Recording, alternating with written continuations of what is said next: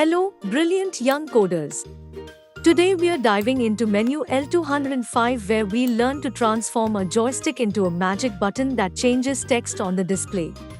If you're new to our world of coding, take a moment to watch our menu navigation video to become a quick menu expert.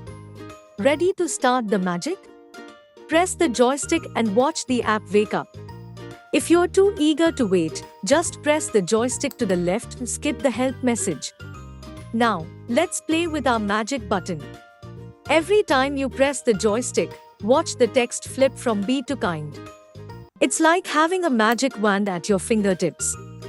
When you decide it's time to explore other menus, a simple flick of the joystick to the left will take you back to the main menu.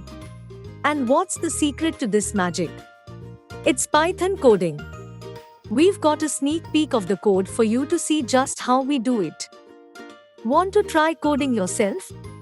Jump into our simulator, which is perfect for hands-on learning, and it's just a laptop away. Need a little guidance? Our AI Chatbot Coding Companion is here to help you through your coding journey. Dive into the world of coding with all the resources you need at http://schoginitoys.com.